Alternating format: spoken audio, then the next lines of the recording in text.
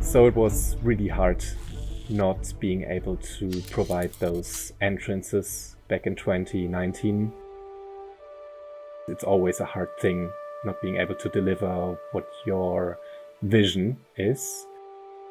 I would say that's game development. You always have to make sure that you only deliver what you are actually able to because of time, resources in general.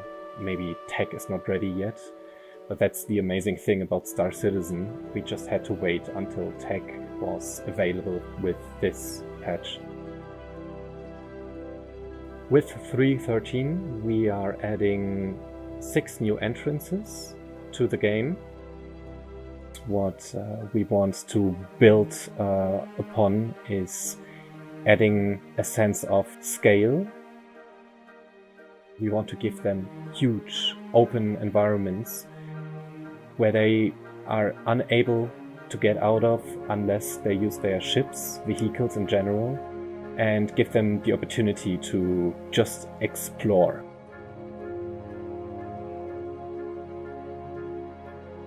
One of the recent changes that we got into the game were environment probes that completely changed the way we were able to light up those cave entrances. How do I light a cave? So first of all, I'm going to put those cube maps in the cave. Now we have this runtime cube map probe. So with that, we can always reflect the right lighting information in this cave. For example, closer to the dusk. And you can instantly see that the color is changing and the intensity is changing. Now the color is more like a blue and a pink, just like what we see from the sky. Now let's check out the other cave that you can fly your ship into. This is the normal map view. It's very helpful when I try to work on the very dark scene, so it helps me to not getting lost while I'm working. Okay, we are here. Let's see the runtime probe, how it works here. The sky is getting darker and darker, and the cave is getting darker as well. But with the help of lighting, you can still see the structure, see the awesome shape from the environment team.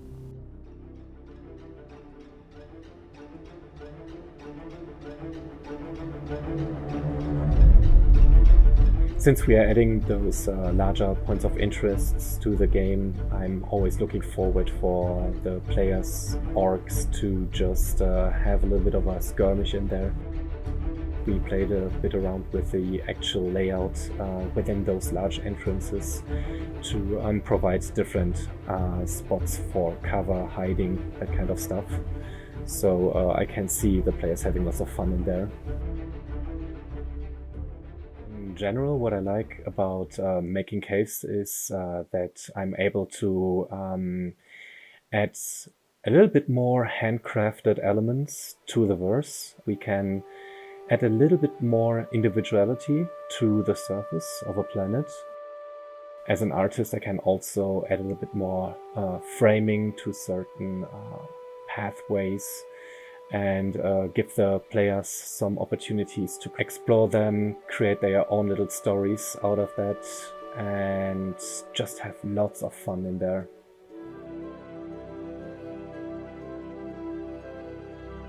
Caves represent a sense of exploration and enterprise, danger and detail that can be found throughout all of Star Citizen.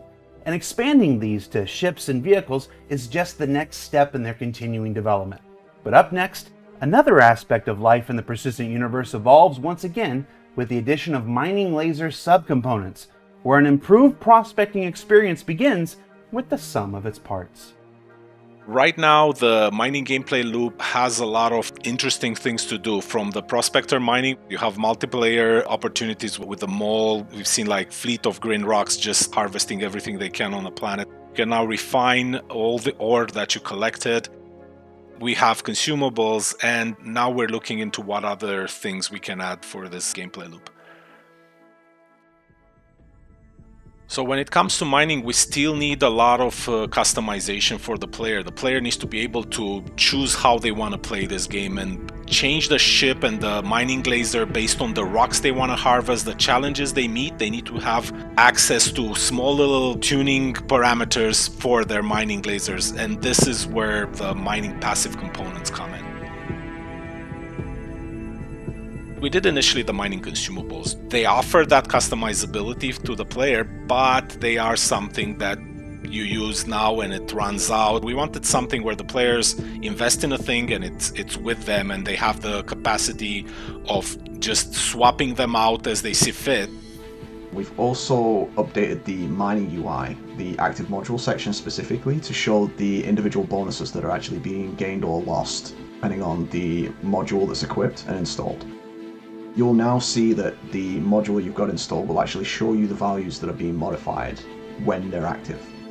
This is basically just a bit more in the way of signposting, as we call it, to allow people to see at a glance what they're currently modifying, what they've got equipped, and this will hopefully prevent a little bit more confusion in that regard.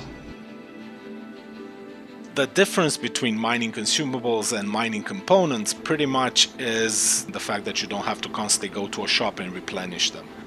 Another difference between mining consumables and mining components is the level of power they provide. Consumables, since you do run out of them the more you use them, have a little bit more power. The passive ones have a little less power. This is done mainly to balance them, because something you pay for once and it doesn't run out, it cannot be at the same power as something that you have to constantly replenish.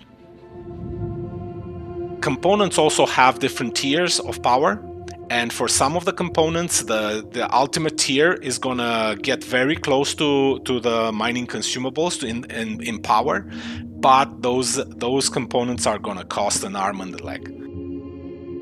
One of the questions I'm sure is on many people's minds is, how do active and passive modules work together? And the answer to that is simple. They can work completely in harmony with one another. The active modules will still be triggered the way that they normally are. The passive ones will always be active. The amount of them that can be mixed and matched is only limited to the number of sub-item slots on the mining laser itself. And this will allow, hopefully, the miners to tailor their loadout the way that they want for aspects of mining that they want to try. As soon as our work is going to be done with mining components, we are looking into mining gadgets. Mining gadgets are going to be, let's say you're in a prospector, you encounter a giant rock that you cannot mine because your laser is not strong enough. You can EVA out of your prospector, place a mining gadget on the rock that lowers its resistance, and then get back to your ship and mine. The only problem is you're going to be with your pants down while you do that. If a pirate comes in and tries to shoot at you, you pretty much lost your prospector. With mining, as always, we're constantly improving, we're constantly taking feedback from you guys, we're constantly looking at where the game breaks, what consumables, components are being used more, what are being used less. We're constantly trying to balance, to bring everything to a standard that we feel happy, and I hope you guys feel happy to play. I hope this change is going to bring a lot of happiness for a lot of people. So what did we learn this week? Well, we learned that bigger caves are coming with 6 brand new entrance types for vehicles and spacecraft alike. That along with the bigger sizes comes an increase in opportunities when they make their way into the persistent universe with Alpha 3.13. And that we thought we were done with mining, but that tractor beam of player feedback just pulls us back in. For Inside Star Citizen, I'm Jared Huckabee. We'll see you all next week.